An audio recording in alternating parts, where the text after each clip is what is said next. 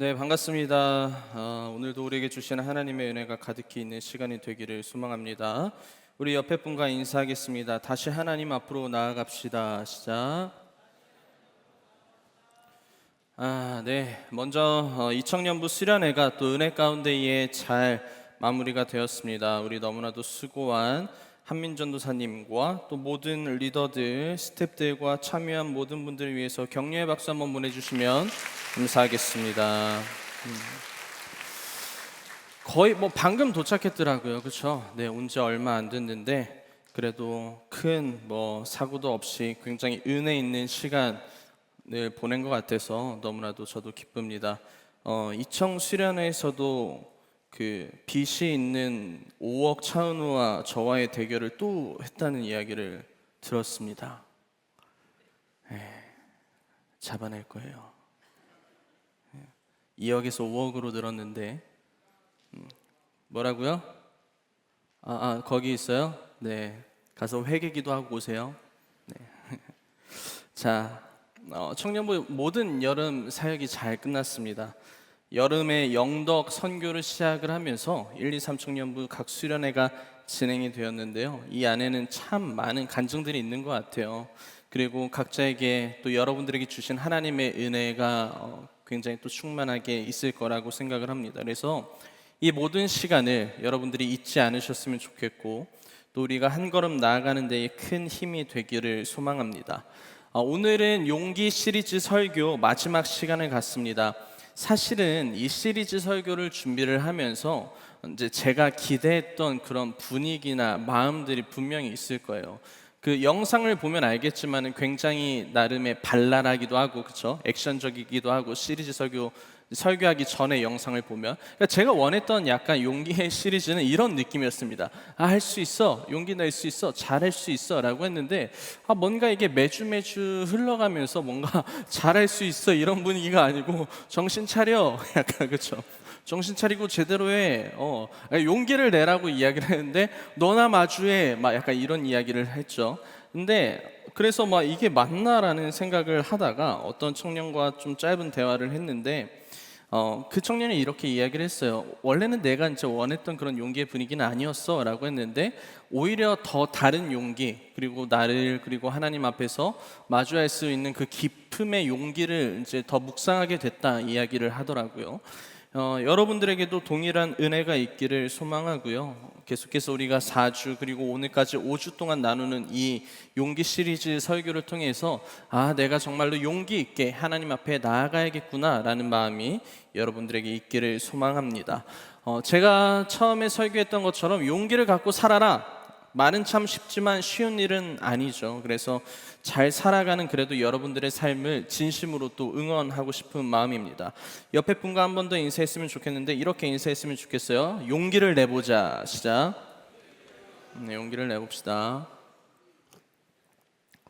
오늘 제목은 다시 나아갈 용기입니다.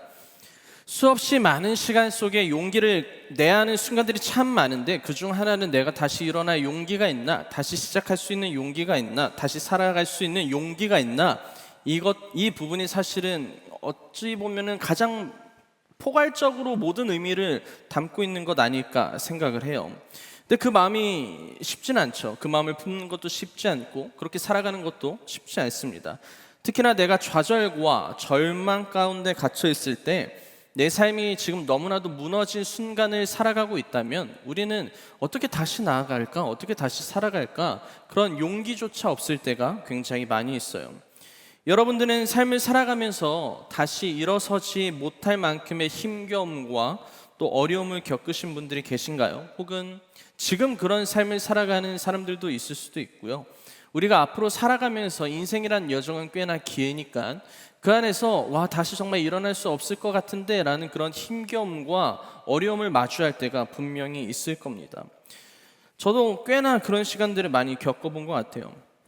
그럴 때 우리가 다른 어떤 것보다도 큰 용기가 필요한데 좌절하고 절망하는 것에 머물러 있는 것이 아니라 내가 어떻게 하면 다시 살아갈 수 있을까? 다시 나아갈 수 있을까에 대한 그런 용기를 갖는 것이 너무나도 중요합니다. 오늘은 본문에서 보셨던 것처럼 맹인인 바디메오 이야기를 여러분들과 함께 나눌 건데요. 바디메오 이야기 너무나도 잘 아실 텐데 이 바디메오 이야기 안에 굉장히 특별한 포인트들이 있습니다. 그 부분들이 여러분들과 또 나누려고 해요. 설교 원고를 이렇게 쓰는 도중에 한 사람이 생각이 났는데 바로 개그맨 이동우 씨였습니다. 사실은 평생을 건강하게 잘 살았던 사람이었거든요. 열심히 연예인으로서도 활동을 하고 있었는데 어느 순간 망막색소변성증이라는 희귀병이 갑자기 이제 생겼어요. 점차 시력을 잃어가기 시작했고 지금은 완전히 눈앞이 이제 보이지 않는다라고 이야기를 합니다. 여러분 살아가면서 앞이 보이지 않는다는 것을 한번 생각해 보신 적이 있나요? 지금은 여러분들이 모두가 저를 보고 있고 저도 여러분들을 마음껏 볼 수 있어요. 우리가 자연도 볼 수 있고 또 사랑하는 사람을 볼 수 있고 또 음식도 볼 수 있고 우리가 가지고 있는 이 건강한 눈을 통해서 많은 것들을 볼 수 있는데 앞이 보이지 않는 것, 제가 이 분의 이야기를 듣고 제가 눈을 한번 감아보고 내가 이렇게 평생을 살아간다면 어떤 마음일까라는 생각을 한번 해본 적이 있습니다. 여러분 잠시 한번 눈을 감아보실래요? 눈을 감아보고 혹시나 눈 감는데 조금 어려움이 있으신 분은 뜨셔도 됩니다. 여러분 평생 이제부터 이 상태로 여러분들이 삶을 살아간다고 한번 해봅시다. 보이지 않아요. 그저 어둡기만 한 삶을 살아가는 것. 여러분들 지금 생각을 해보세요. 이 눈을 감고 있는 상황에서 내가 오늘부터 이제 살아가 얼마나 답답합니까? 보이지도 않고 무섭고 두려워요. 앞이 보이지도 않고 어떻게 계단을 내려가야 되지? 어떻게 집까지 가야 되지? 자, 눈을 떠보시죠. 여러분 이 짧은 순간 30초 정도였을까요? 30초 동안 내가 눈을 감고 이렇게 평생을 살아간다라고 생각을 했을 때 누군가는 굉장히 큰 이 순간마저도 두려움을 느꼈을 수도 있어요. 무서움을 느낄 수 있고 답답함을 느낄 수 있고 내가 두 번 다시 빛을 보지 못한다는 그 좌절과 절망, 말로 표현할 수 없을 만큼 어려운 시간이겠죠. 이 이동우 씨도 어느 순간 여러분 이 시야가 이렇게 좁아지기 시작했답니다. 그리고 모든 것들이 보이지 않기 시작을 했다고 해요. 그는 처음에 엄청난 좌절을 겪었다고 해요. 너무 당연하겠죠. 눈을 뜨고 살았던 인생이었는데 이제는 앞이 보이지 않는 인생, 실제로 빛을 보지도 못하고 앞에 누가 있는지 알지도 못하는 그런 인생을 살아가는 건 우리가 그냥 상상도 할 수 없을 만큼의 사실은 어려운 감정과 마음일 거란 말이죠. 이분도 엄청나게 큰 좌절을 했고 분노를 느끼고 매일 술을 마셨고 자기를 잃어버린 것 같다라고 이야기를 했습니다. 여러분 이분에게 필요한 것은 다시 나아갈 용기가 필요했지만 그게 말처럼 쉽습니까? 내가 그 상황을 마주한다고 하면 다시 일어설 힘이 진짜 있겠냐라는 거예요. 그렇지 않죠. 너무나도 어려운 부분이에요.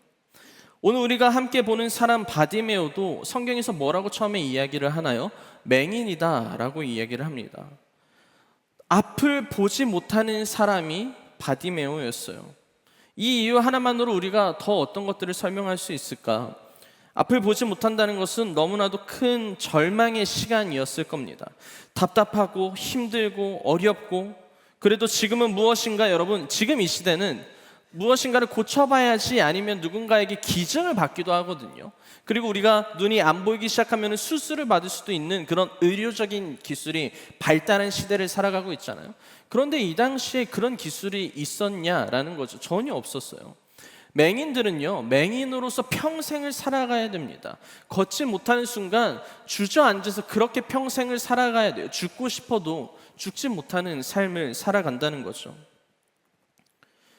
여러분 그런데 맹인이 그저 이 바디메오의 삶을 보면 눈이 가리워졌고 그렇게 평생을 살아가는 것만이 이 사람에게는 문제가 아니었어요. 왜냐하면 사회적으로도 어떠한 인정을 받는 것이 너무나도 어렵습니다.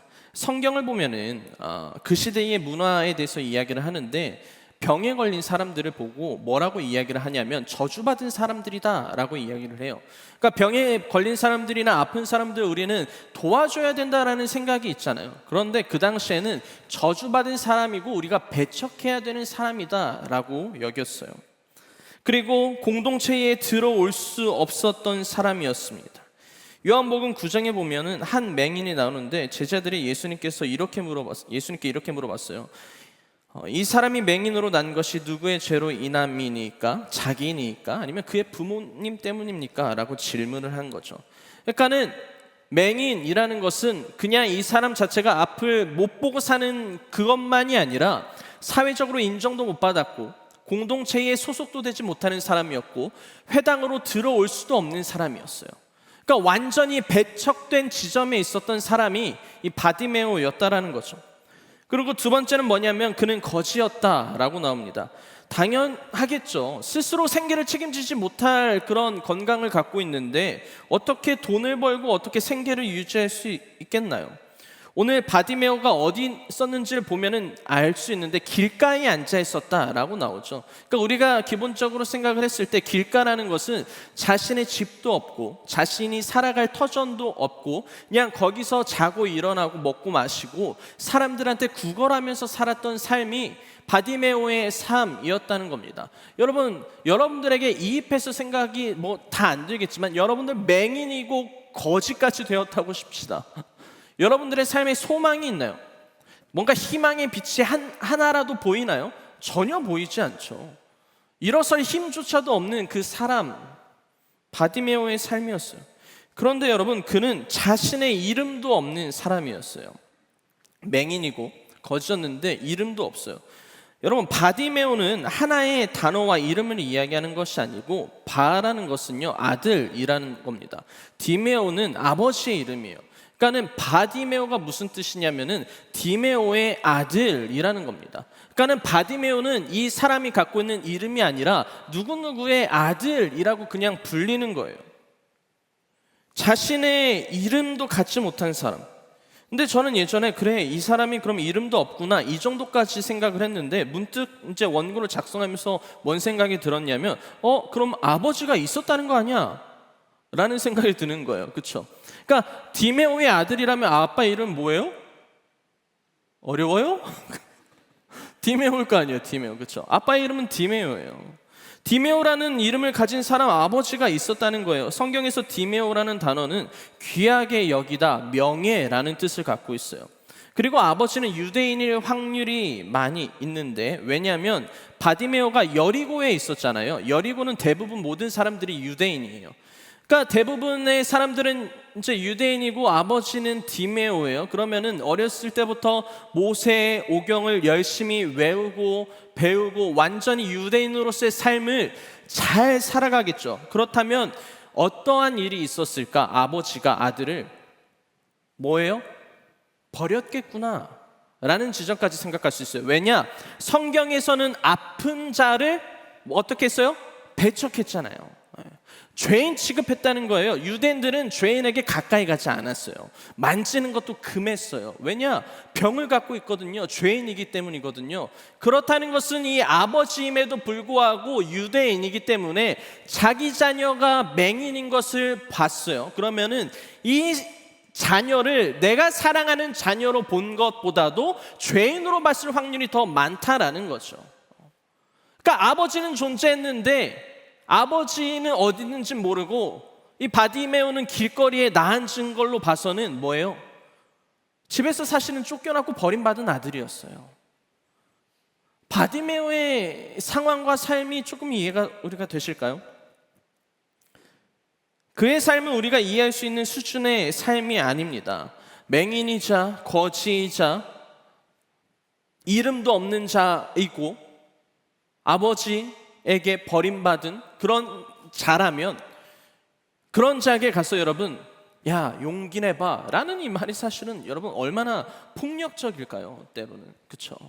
그러니까 뭐라고 말도 할 수 없을 정도의 삶을 이 바디메오가 살아가고 있었습니다. 그러던 중 바디메오가 예수님을 만나 이야기를 오늘 한 부분이 오늘 본문에서 이야기하고 있는데 우리 46절을 한 목소리로 읽어보도록 하겠습니다. 시작. 그들이 여리고에 제자들과 허다한 무리와 함께 여리고에서 나가실 때에 디메오의 아들인 맹인 거지 바디메오가 길가에 앉았다가 자, 예수께서 제자들과 정말 많은 무리와 함께 여리고에서 나가실 때, 그러니까 여리고에서 나가실 때라는 거예요. 그러니까 여리고에서 나간다는 것은 이제 예수님께서 예루살렘으로 가기 직전의 일이에요. 그러니까 예루살렘에서는 무슨 일을 하셨어요? 십자가를 지기 위해서 예수님께서 예루살렘으로 가셔야 되는데 이제 여리고라는 지역에서 나왔어요. 근데 그 거리에 예수님만 있었을까요? 아니죠. 허다한 무리라고 성경은 표현하고 있는데 오병이어만 생각을 한번 해봅시다. 5천 명이라고는 이야기하지만 우리가 아는 것처럼 뭐 이제 여자들과 아이들까지 모든 수를 합치면 약 2만 명 정도가 된다고 해요. 여러분 여기가 1,500석입니다.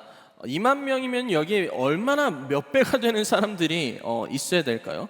그런데 예루살렘으로 간다라는 것은 예수님께서 꽤나 많은 사역들을 감당했었던 그때라는 거죠. 그렇다면 사람들이 얼마나 많이 예수님을 따라다녔을까요? 얼마나 많이 쫓아다녔을까? 그런데 예루살렘으로 가는 그 시간은 우리가 아는 유대인의 명절인 유월절이 있었어요. 그러니까 유월절에 예루살렘으로 가는 사람들은 약 100만 명 정도라고 이야기를 해요. 모든 지역에 있는 사람들이 다 예루살렘 성전 가서 제사를 드렸어야 됐거든요. 그러니까 우리가 생각하고 상상하면은 예수님이 걸어 다니는 그 길에 얼마나 많은 사람들이 예수님과 함께 따라다녔겠냐라는 거예요.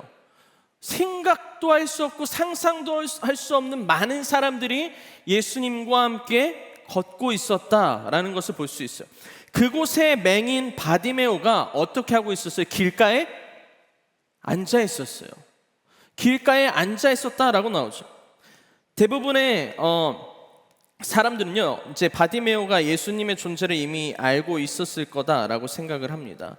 왜냐하면 일단 그날은 여리고에서 나가는 날이죠. 그렇다면 여리고에서 여러 가지 사역들을 이미 하셨고, 뭐 소문을 들어서도 알 수 있겠죠. 얼마 전에 뭐 예수라는 분이 여리고에 왔는데 열심히 사역을 하시고 그는 메시아고 우리의 왕 되실 분이야.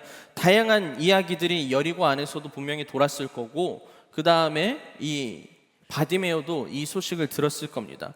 뭐 추측들도 분명히 있겠지만 사실은 47절을 보면 바디메오가 예수의 존재를 이미 알았던 것을 우리는 알 수 있어요. 우리 한 목소리로 읽어보도록 하겠습니다. 시작.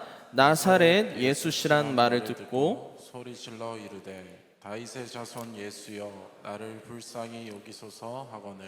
자, 정말 많은 사람들이 모여있고 바디메오가 길가에 앉아 있었어요. 그리고 사람들이 예수님이 지나가신다라는 그 이야기를 막 하기 시작을 했습니다. 사람들이 수근거리는 소리, 혹은 외치는 소리, 혹은 자신들의 왕이라고 말하는 그 소리를 바디메오가 들었을 거예요. 그래서 길가에 앉아있는데 나사렛 예수시다라는 그 말을 듣고 바디메오는 소리를 질렀다라고 나옵니다. 근데 이 본문에서 우리가 알 수 있는 것이 두 가지가 있어요.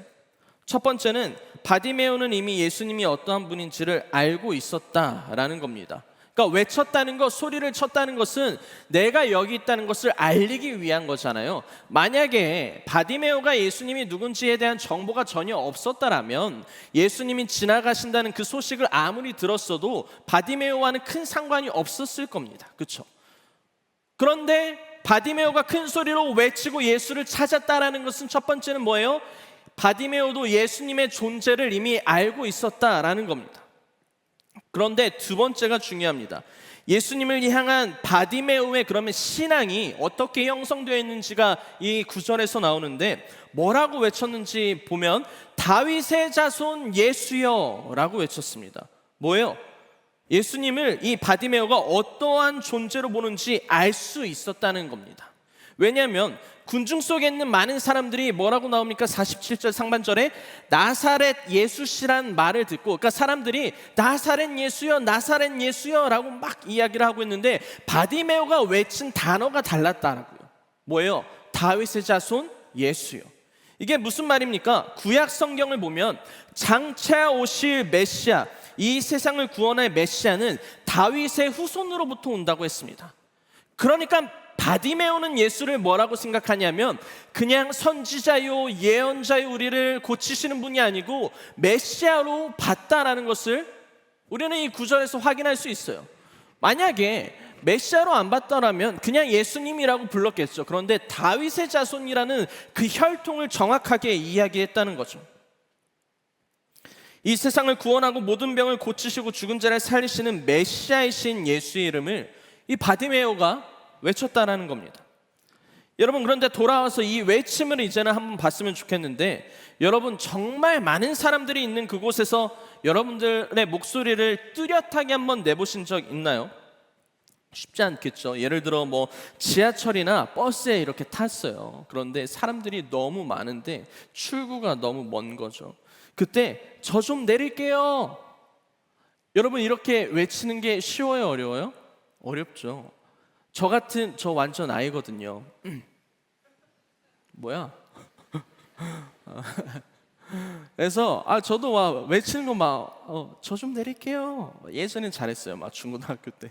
근데 그 한마디 부끄럽기도 하고, 사실 그 한마디가 용기를 내야 하는 부분이기도 해요. 제 친구는 그 말을 못 해가지고 이제 사람들이 많이 빠지는 그 정류장까지 간 친구도 있었어요. 사람마다 뭐 다르죠. 누군가는 말 잘하는 사람이 있을 수도 있지만, 뭐가 되었던 정말 많은 곳에서 자신의 목소리를 낸다는 건 쉬운 일은 아닙니다. 그런데 여러분, 바디메오는 그냥 사람들이 있는 곳에서 소리를 낸 수준이 아니었어요. 허다한 무리, 그러니까 성경에서 말한 허다한 무리는 내가 셀 수 없을 정도의 많은 사람들이 있는 걸로 보면 돼요. 허다한 무리가 있는 그 길에서 예수님과 사람들이 이렇게 걸어가고 있는데 바디메오가 외친 거예요. 그런데 바디메오의 자세는 어땠어요? 길가에 앉아 있었다는 거예요. 여러분, 소리의 원리를 생각했을 때 소리는 위로 가야 돼요. 그러니까는 앉아 있으면은 이 사람의 목소리가 더 들려요, 안 들려요? 안 들려요. 묻힐 수밖에 없었다라는 거죠. 그런데 이 바디메오는요, 자신의 외침에 모든 것을 담았습니다. 맹인으로서 부정하다고 여김을 받는 사람이 바디메오였고, 죄인 취급받는 사람이 바디메오였습니다. 그 누구도 바디메오에게 가까이 가고 싶어 하지도 않았습니다. 무리에 끼지도 못하는 사람이었고, 사회적으로 배척받는 사람이었습니다. 그냥 목소리가 내는 것도 힘든데, 바디메오라는 사람의 입장에서 많은 사람들이 배척하고 죄인 취급받는 그 사람이 목소리를 낸다라는 것은 사회적으로도 받아들이는 사람들이 없잖아요. 그러니까는 이 바디메오는 그냥 외치는 게 소리를 지르는 수준의 외침이 아니라 자신의 형편이 좌절과 절망스러운 것을 알았음에도 불구하고 어떻게든 외칠 수밖에 없었다는 겁니다. 자신이 거지여도, 자신이 맹인이어도, 아버지가 날 버려도, 자신이 지금 길가에 앉아있는 어쩌면 가장 낮은 사람이었다고 사람들이 볼지라도 그는 외칠 수밖에 없었다라는 거예요. 주위의 사람들이 어떻게 생각했을까? 그 반응이 48절에 바로 나와요. 48절 상반절을 우리 함께 읽어보도록 하겠습니다. 시작.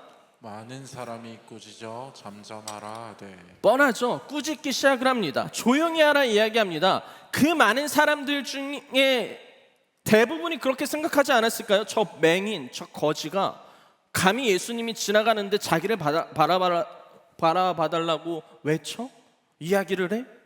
죄인이 감히 다윗의 자손 예수라는 이름을 입에 올려? 많은 사람들이 생각하지 않았을까요? 자신을 봐달라고 소리쳐? 미친 거 아니야? 이런 생각이지 않았을까? 그러면서 그 외침에 여러분, 많은 사람들이 그를 도와주는 것이 아니고 꾸짖습니다.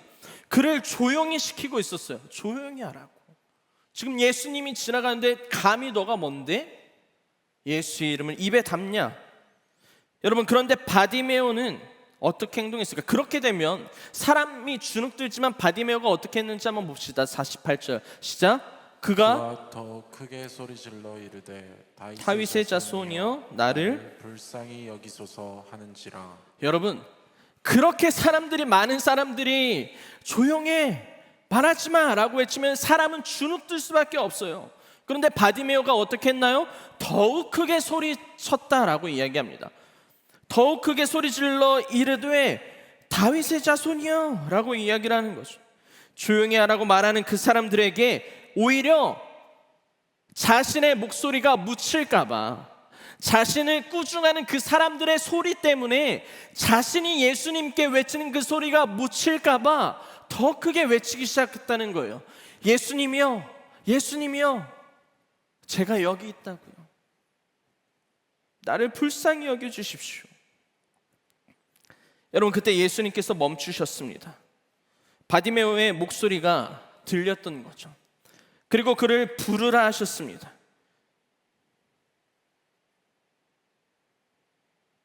그런데 우리는 49절에서 바디메오가 예수님을 외친 것이 어떠한 간절함도 분명히 있었지만 그 안에 엄청난 떨림과 또 용기, 두려움과 또 걱정이 있었음을 볼 수 있어요.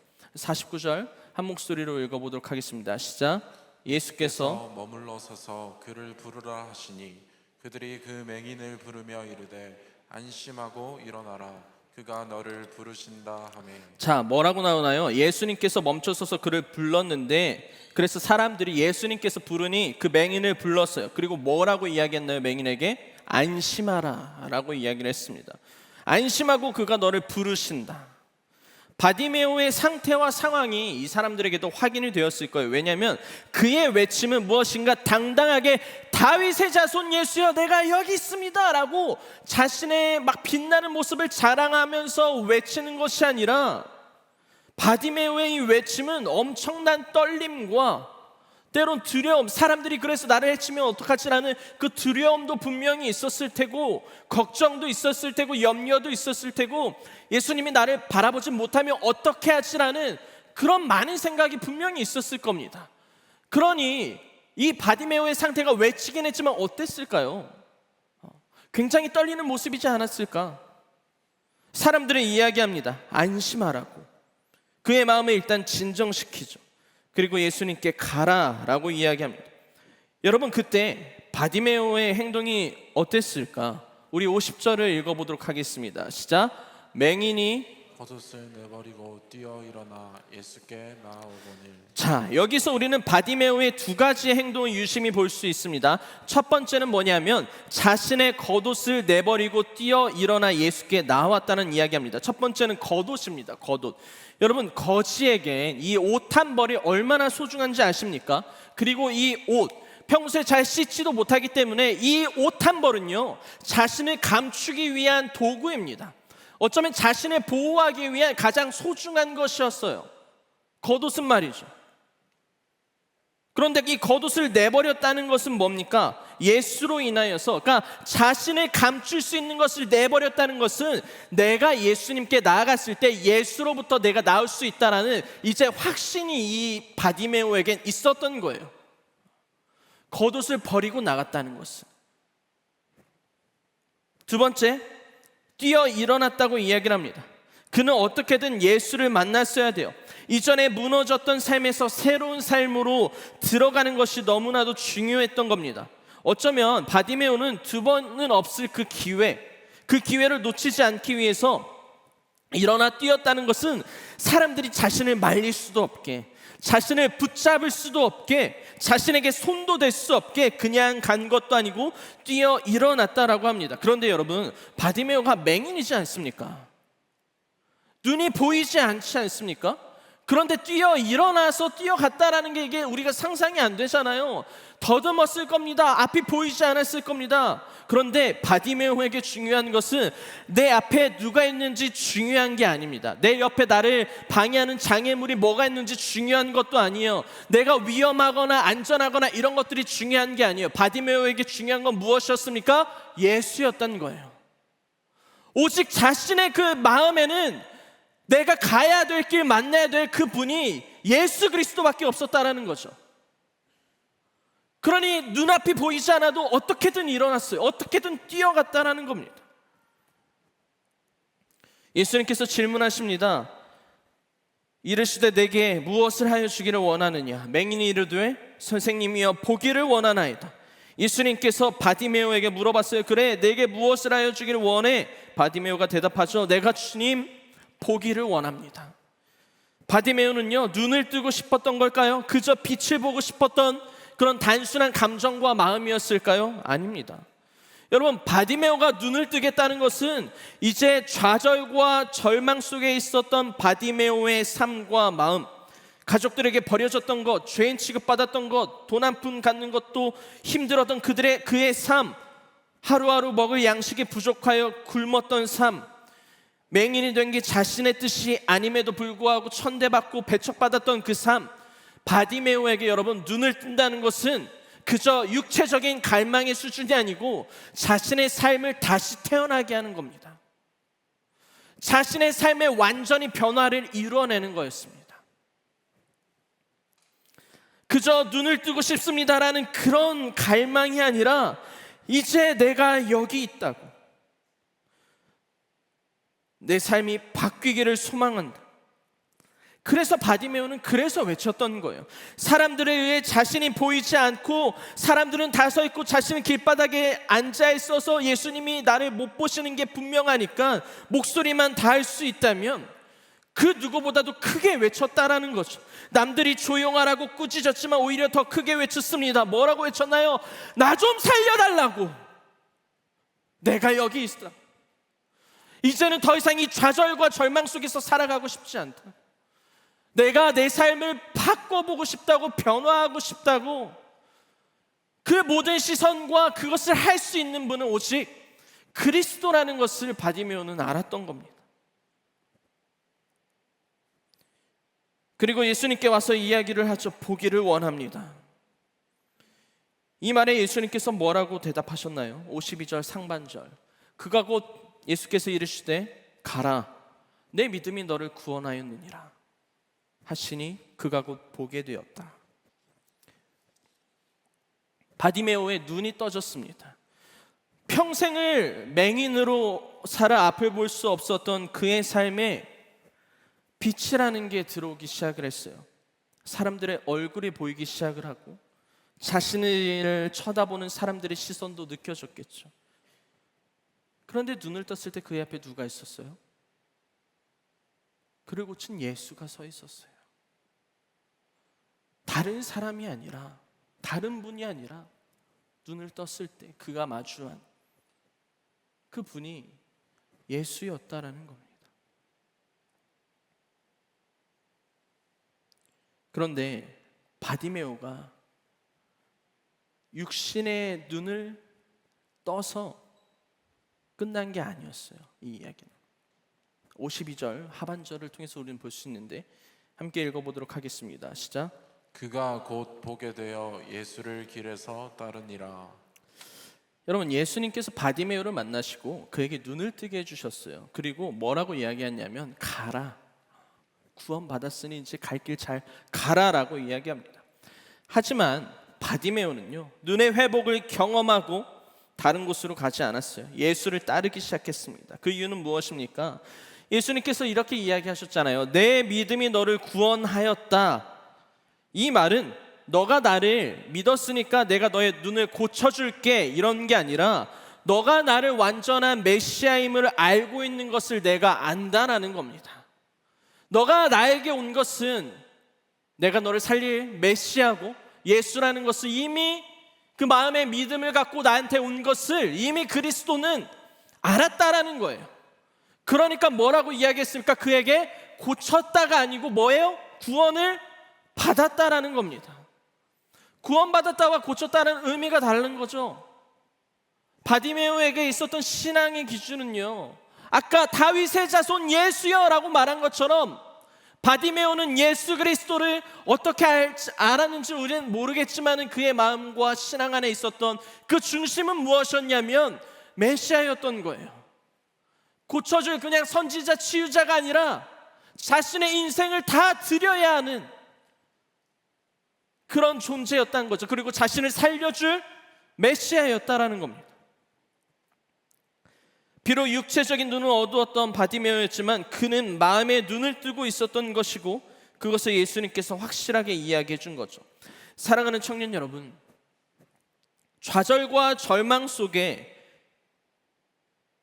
나의 삶이 회복이 안 되고 있는 것 같다고 느낄 때, 그리고 우리가 정말로 회복할 수 있을까라는 질문에 여러분, 우리가 가장 먼저 회복해야 되는 것은 우리의 육신적인 육체적인 것이 아니고 하나님과의 관계이고 영적인 눈을 뜨는 것입니다. 아멘이십니까? 이것이 우리 안에 이루어졌을 때에 우리가 고쳐지고 회복받아도 그리스도에게 감사함이 있는 거고 하나님을 향할 수 있는 것이, 우리가 회복되기를 원한다고 하면서 나의 삶만 나아지기를 원하고 바란다는 것은요, 그것은 바른 신앙이 아니라는 거예요.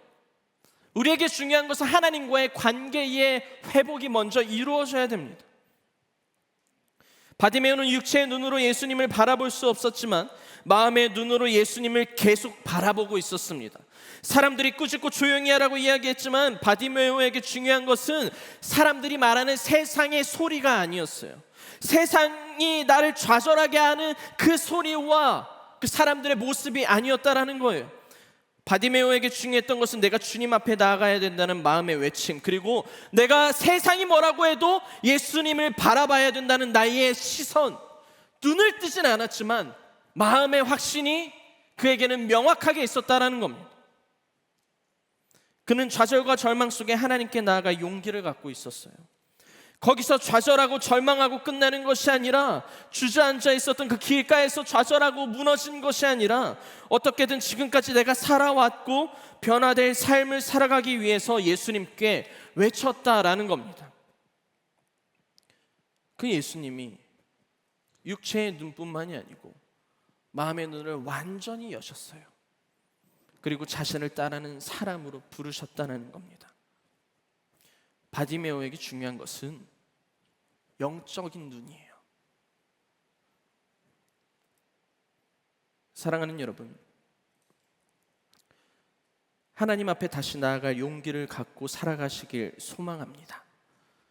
포기하지 않고, 여러분, 내가 주저앉는 그 자리가 여러분들이 좌절하고 절망하고 있을 때 그 자리가 여러분들의 삶의 마지막 자리가 아니라, 거기서 일어나서 하나님 앞에, 하나님,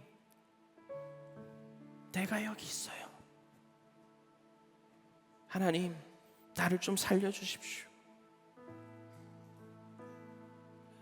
라는 그 용기가 우리의 삶에 필요합니다. 그리고 나의 영적인 눈을 뜨게 해주시는 하나님의 일하심을 소망하면서 나아가는 게 너무나도 중요합니다.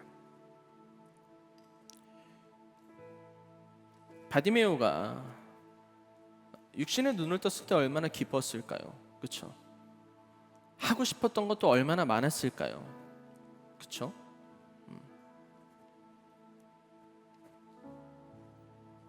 근데 어떻게 보면 바디메오에겐 그 육신의 눈을 뜨는 건 한순간이었던 것 같아요. 그는 육신의 눈이 중요한 게 아니고 누가 뜨게 해주셨는지가 중요했다고요. 누가 나를 살게 하셨는지가 더 중요했다고요. 누가 나를 걷게 해주셨는지, 그게 더 중요했. 걷는 게 중요한 게 아니고, 뜬 게 중요한 게 아니고, 그래서 누가 해줬냐. 떴을 때 예수님이 보였어요. 아, 이분이구나. 내가 살아갈 수 있는 이유, 내가 눈을 뜰 수 있었던 이유, 내가 좌절과 절망 속에 넘어져 있었지만 내 목소리를 들으신 분이 여기 계셨구나. 나 더 이상 일어나지 못할 것 같았는데, 내 삶 다 무너진 것 같았는데 그가 계셨구나. 그가 내 삶을 아셨고 살리셨구나. 우리의 마음이 눈에 떠졌을 때 우리는 우리의 삶의 진정한 가치를 깨닫게 됩니다. 제가 앞부분에 개그맨 이동훈 씨에 관련된 이야기를 잠깐 나눴죠. 그런 그가 지금 어떻게 살아가고 계실까.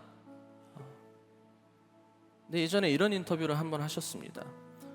그는 육신의 눈은 잃었지만 마음의 눈을 얻었다라고 합니다. 뭐냐면 어느 날 자신의 사연을 듣고 40대의 남성 한 분이 자신의 눈을 기증하겠다고 연락이 왔다고 해요. 그래서 이동훈 씨는 너무나도 기뻤다고 합니다. 그리고 다시 볼 수 있다는 그 희망이 생겨서 그분을 찾아갔대요. 근데 그분을 만나고 눈을 받지 않겠다 거절했다고 합니다. 그 이유는 이랬어요. 안구를 기증하겠다는 그분께서는 근육병 환자였습니다. 그러니까 사지를 움직이지 못하고 그 사람에게 가진 것은 눈밖에 없었어요. 근데 그 사람이 자신에게 눈을 주겠다라는 거예요. 그러면서 이렇게 이야기를 했어요. 나는 하나를 잃고 나머지 9을 가진 사람인데 그분은 9가지를 잃고 하나만 남은 사람이었습니다. 저는 그분에게 눈을 기증받는 것을 거절했습니다. 그러나 저는 그분에게서 세상을 보는 눈, 그 마음의 눈을 얻었습니다. 그러면서 지금도 정말 열심히 살아가고 있거든요. 근데 매일매일 여전히 좌절할 때도 많다고 합니다. 그런데 그곳이 그 사람의 자리가 아니라는 것을 알아요. 그럴 때마다 용기를 내야겠다라는 다짐을 한다고 하고요. 그래서 책도 내고 가수 생활도 이어가고 배우로 라디오로 활동도 하고 심지어 철인 3종 경기까지 나갔어요. 앞이 보이지 않는데요. 좌절과 절망의 자리에 있었던 게 아니었고 살아갈 가치를 알았던 거죠. 그리고 자신이 얼마나 소중한 사람인지를 알았던 겁니다. 예수님께서 바디메오를 만난 건 어쩌면 예수님께서 바디메오를 찾아간 걸 수도 있죠. 오히려 그게 더 맞을 것 같아요. 좌절과 절망에 있는 바디메오에게 가서 뭐라고 하십니까? 이제 일어나. 거기가 네 자리가 아니야. 울고 있는 자리가 네 자리가 아니고 좌절하고 절망하고 있는 자리가 너의 자리가 아니라.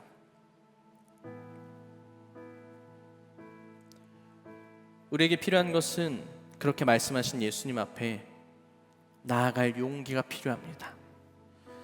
좌절과 절망 속에 머물러 있는 것이 아니라 나의 모든 것을 살리시고 세워가실 하나님 앞으로 내가 나아가는 것. 그 과정이 때론 어려울 수도 있고 쉽지 않을 수도 있지만 여러분, 사람들의 시선과 외침에 휘둘리는 것이 아니라 더 크게 예수의 이름을 외치십시오. 그 자리에서 구별되어 살아갈 용기가 필요할 때 보란듯이 하나님을 위해 살아가 보시길 기도합니다. 포기하고 싶을 때가 너무나도 많지만 포기하지 않고 그 자리에서 일어나 예수님께 나아가는 용기 있는 자가 되길 기도합니다. 때론 나를 마주하지 못해 하나님의 일하심을 잊으며 살아갈 때가 너무나도 많지만 여러분들의 신앙의 자리를 회복하기 위한 그 용기를 갖고 나아가길 소망합니다. 내 손 안에 있는 것, 지난주에 나눴던 것처럼 너무나도 소중하지만 가장 소중한 하나님이 여러분들의 삶에 있다는 것을 잊지 않으시길 소망합니다. 일어나기 너무나도 힘들고 좌절스러운 그 시간을 여러분 혹여나 마주한다면, 그리고 지금 그 자리에 계시는 여러분들이 계시다면 그 자리에서 이제 일어나 예수의 이름을 부르시길 소망합니다.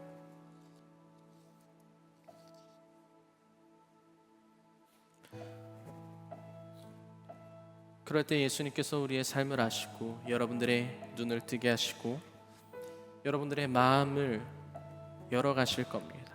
믿으십니까? 우리가 이 찬양 함께 하나님 앞에 나아갈 때에 하나님, 주님 곁으로 날 이끌어 주시옵소서. 내가 주님을 원합니다. 주님을 갈망합니다. 우리 이 마음 갖고 찬양하도록 하겠습니다.